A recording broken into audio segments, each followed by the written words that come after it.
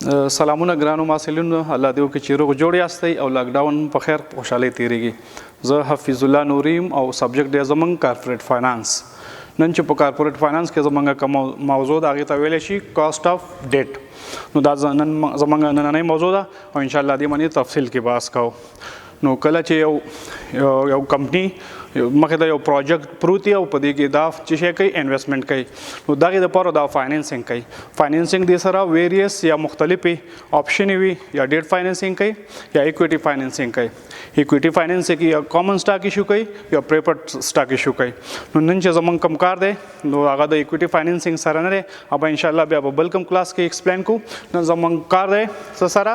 کاسټ اف ډیټ سره. کله چې کمپنی ډیټ فاینانسینګ کوي، خپل پروجیکټ د ډیټس یا د قرضونو د لارې نه فاینانس کوي، نو زموږ موضوع ده نن کاسټ اف ډیټ. نو تاسې ګورئ کله چې یو انویسټر ته مخې ته یو پروجیکټ پروت وي، نو دا کولی شي چې ډیټ فاینانسینګ وکړي او دا پروجیکټ د دې ډیټ فاینانسینګ په تھرو څه شی وکړي، فاینانس یې کړي یا دې ته څه شی وکړي، پیسې پیدا کړي او د دې د لارې نه فاینانس کوي. نو دغه کاسټ اف ډیټ چې دی دا د کمپنی دپاره څه شی دی؟ کاسټ اف ډیټ دی. او دا چې دی د انویسټر دپاره یا کریډیټر دپاره چې کوم په دې کمپنی کې انویسټمنټ کوي هغې دپاره څه شی دی؟ ریکوایرډ ریټ اف ریټرن دی. نو کله چې کمپنی ډیټ فاینانسینګ کوي، ډیټ فاینانسینګ دپاره کمپنی څه شی کوي؟ نو ټولو نه مخکې راځو ډیټ فاینانسینګ کا سورس چې دی په کوم سورس یې باندې کوي، نو هغې دپاره کمپنی څه شی کوي؟ بانډ ایشو کوي. نو کمپنی چې کله ډیټ فاینانسینګ کوي، د ډیټ فاینانس کوم سورس چې دی هغې ته څه ویلی کېږي؟ بانډ ویلی کېږي. نو بانډ څه شی دی؟ یو لانګ ټرم ډیټ انسټرومنټ دی، میچورټي د 1 کال نه زیاته ده او په کیپیټل مارکیټ کې ایشو کېږي. نو دا د قرض یوه وسیله ده، د دې په تھرو یو کمپنی څه شی کولی شي؟ خپل پروجیکټ چې دی هغه فاینانس کولی شي. نو دغه بانډ ته راځو، په ډیټیل کې ویو چې د دې کوم کریکټرسټک دي. نو اوس چې زموږ نیکسټ موضوع ده هغه د بانډ کریکټرسټکس. دغه بانډ چې دی دا ډیټ انسټرومنټ دی، په دې باندې یو کمپنی کولی شي چې ډیټ فاینانسینګ وکړي، قرضې لاسته راوړي او خپل پروجیکټ چې دی فاینانس کړي. نو دا بانډ چې دی دا خپل کریکټرسټک لري چې د دې اولنی کوم کریکټرسټک دی هغه د دې څه شی دی؟ پار ویلیو ده. یو بانډ پار ویلیو لري او دا یوزلی یا اکثر چې دی دا د څه شي برابري؟ $1000 دا د بانډ څه شي؟ دا پار ویلیو. نو د بانډ یو کریکټرسټک څه شی دی؟ پار ویلیو. د بانډ دویم کوم کریکټرسټک چې دی هغې ته کوپان ریټ ویلی کېږي. کوپان ریټ یا کله چې یو بانډ کمپنی ایشو کوي په هغې باندې چې کریډیټر یا انویسټر ته کوم انټرسټ ریټ ورکوي هغې ته څه ویلی کېږي؟ کوپان ریټ ویلی کېږي. دا کوپان ریټ چې کله موږ کیلکولیټ کوو د بانډ چې دا کومه پار ویلیو ده دا د دې پرسنټیج دی. مطلب که موږ سره کوپان ریټ 10% وي، دلته موږ سره کوپان څومره شو؟ 100. نو دا څه شی شو موږ سره؟ کوپان شو. نو دا کوپان چې کله موږ کیلکولیټ کوو دا د بانډ چې دا کومه پار ویلیو ده دا د دې څه شی دی؟ پرسنټیج دی. او دریم چې موږ سره کوم د دې کریکټرسټک دی هغه د بانډ څه شی دی؟ میچورټي ده.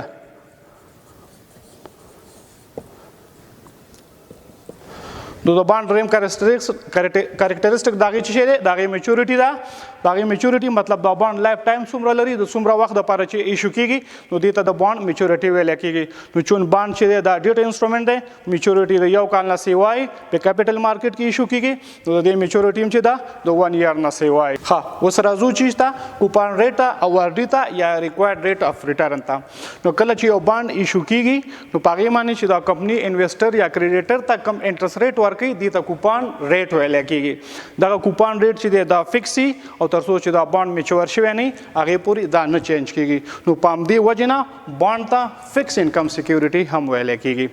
دویم چې دی موږ سره هغې ته ویلی کېږي آر ډي یا ریکوایرډ ریټ اف ریټرن. دغه ریکوایرډ ریټ اف ریټرن ته موږ وائی ټي هم ویلی شو او وائی ټي مطلب دی ییلډ ټو میچورټي. نو آر ډي ریکوایرډ ریټ اف ریټرن او وائی ټي دا درې واړه یو شی دی. مختلف نومونه دي، په دې مختلف نومونو دته نوم اخیستل موږ اخلو. ها، اوس موږ سره درې حالت دي. یو هغه حالت چې کله بانډ چې دی په پار ویلیو باندې خرڅېږي یا د بانډ په مارکیټ کې کوم ټریډینګ کېږي دا په څه کېږي؟ په پار ویلیو. نو په پار ویلیو چې کله ټریډینګ کېږي په دې حالات کې د بانډ چې د آر ډي او کوپان ریټ چې دی دا سره برابر وي. منګه دا ویلې شو چې کله آر ډي او کوپان ریټ په خپل منځ کې برابر وي نو بیا د بانډ ټریډینګ په مارکیټ کې په څه شي کېږي په پار ویلیو باندې کېږي. ها دویم موږ سره حالت دی چې کله د په مارکیټ کې د یو بانډ ټریډینګ په څه شي باندې کېږي ډسکاونټ باندې. د بانډ ټریډینګ په ډسکاونټ باندې په کوم حالت کې کېږي کله چې کوپان د آر ډي نه کم وي. مطلب په دې بانډ باندې کوپان چې دی دا چې کم دی او آر ډي سیوا ده په دې وخت کې د بانډ ټریډینګ په څه شي باندې کېږي ډسکاونټ باندې. تاسو فرض کړئ مارکیټ کې چې کم کوپان ریټ موږ سره څه شی دی موږ سره 10% دی کوپان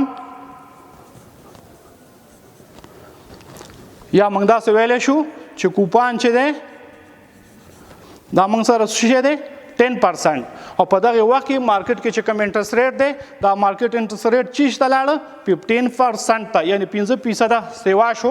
نو په دغه حالات کې دغه چې دی دا مارکیټ انټرست ریټ چې دی دا په دې ریکوایرډ ریټ ریټرن باندې افیکټ لري او بیا څوک نه کوي چې دا بانډ چې دی په خپل پار ویلیو واخلي بیا انویسټر مجبور دی چې د بانډ ټریډینګ په څه شي وکړي ډسکاونټ یې وکړي په ډسکاونټ یې خرڅ کړي مطلب دا چې کومه پار ویلیو ده د هغه نه په کم ویلیو باندې خرڅ کړي. په دغه حالات کې د دې بانډ چې دا کومه مارکیټ ویلیو ده کرنٹ مارکیټ ویلیو ده دا د بانډ چې د څه شي ده دا د پار ویلیو نه کم راځي. او درې موږ سره حالات دی چې هغې ته موږ پریمیم وایو چې بانډ ټریډینګ په مارکیټ کې د خپل پار ویلیو نه په اضافه قیمت باندې خرڅېږي بیا هغې ته څه ویلی کېږي پریمیم. او دا پریمیم په کوم حالات کې کېږي کله چې په دې بانډ باندې دا کوپان ریټ چې دی دا د آر ډي یا د ریکوایرډ ریټ اف ریټرن زیات وي کوپان زیات وي آر ډي کمه وي په دغه وخت کې بانډ چې دی په پریمیم خرڅېږي. مطلب تاسې فرض کړئ چې په مارکیټ کې انټرست ریټ چې دی 10% دی او په دې بانډ چې دی کوپان ریټ چې دی 15% دی په دغه وخت کې بیا دا انویسټر چې دی د دې بانډ ټریډینګ څه کوي په پریمیم یې کوي مطلب د دې چې د کوم پار ویلیو ده د دې نه بیا په اضافي قیمت باندې خرڅېږي. ها کله چې موږ کرنټ مارکیټ ویلیو بانډ کیلکولیټ کوو هغې دپاره موږ سره فارموله ده دا فارموله موږ سره ذکر شوې ده.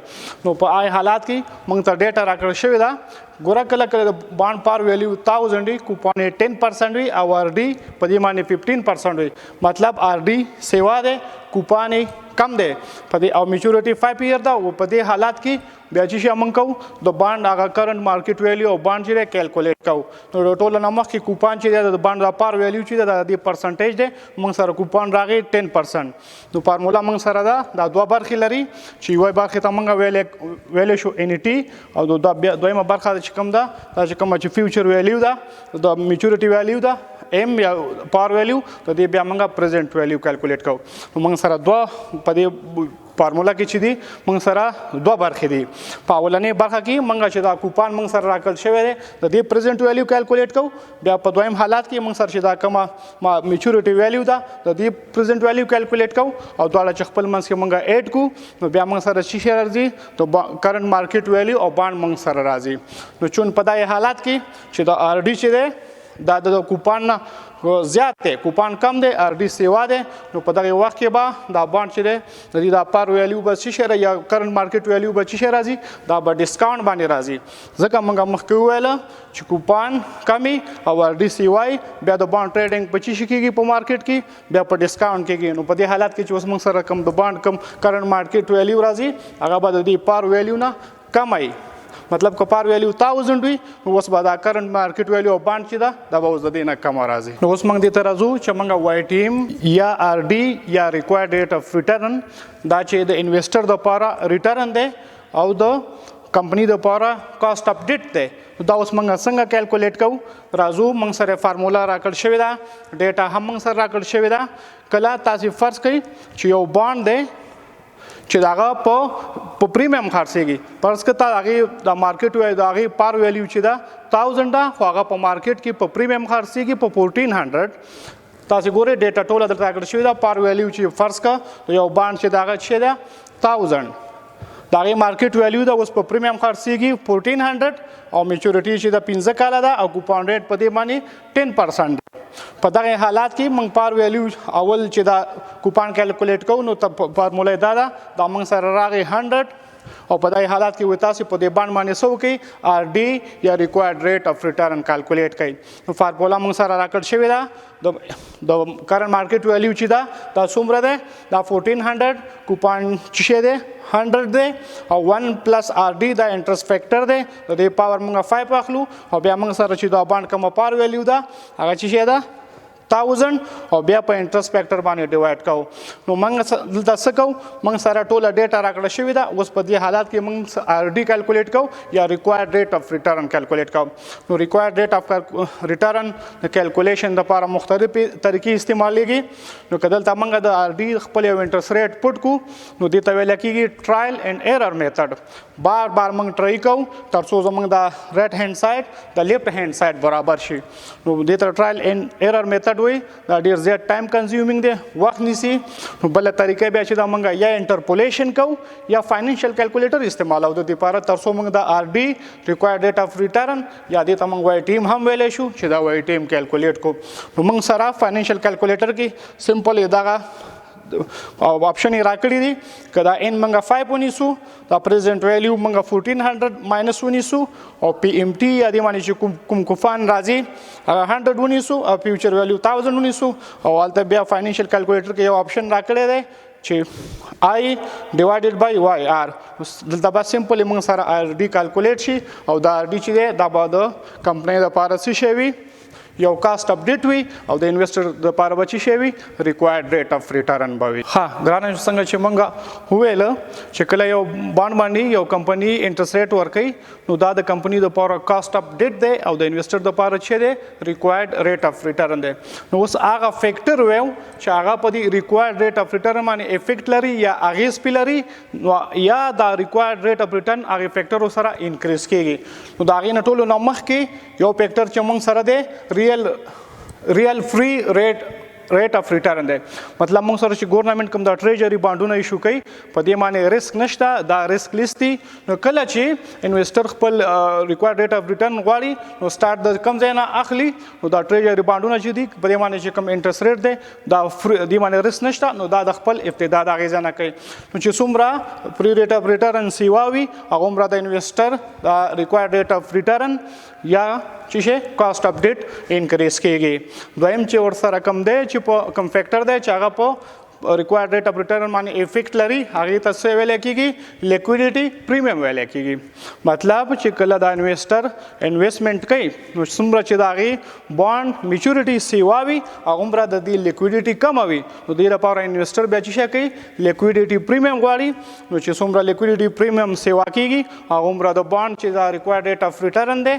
دا ورسره سیوا کېږي او دریم چې دی ډیفالټ ریسک پریمیم دی نو کمپنیانې چې کله بانډ ایشو کوي نو ډیر چانس شته چې کمپنیانې ډیفالټ شي په دغه وخت کې بیا انویسټر د دې ډیفالټ لپاره څه شی غواړي ډیفالټ ریسک پریمیم غواړي نو دا هم د انویسټر په دې ریکوایرډ ریټ اف ریټرن باندې افیکټ لري چې څومره ډیفالټ ریسک پریمیم سیوا وي نو هغومره ورسره څه شی وي ریکوایرډ ریټ اف ریټرن هم سیوا وي او کوم موږ سره چې لاست کوم فیکټر دی چې په هغه ریکوایرډ ریټ اف ریټرن باندې افیکټ لري هغې ته میچورټي ریسک پریمیم ویلی کېږي مطلب کله چې د بانډ چې څومره میچورټي سیوا کېږي نو هغې سره بیا انټرست ریټ ریسک راځي ری انویسټمنټ ریسک ورسره راځي نو دې لپاره انویسټر بیا څه شی کوي بیا څه شی غواړي میچورټي ریسک پریمیم غواړي په دغه حالات کې بیا څه شی کېږي ریکوایرډ ریټ اف ریټرن سیوا کېږي نو دا هغه فیکټر و چې په څه شي ریکوایرډ ریټ اف ریټرن یا کاسټ اپډیټ باندې افیکټ لري ها ګرانو محصلینو دا زموږ د نن ورځې ټاپک تر بیا ښه وخت ښې چارې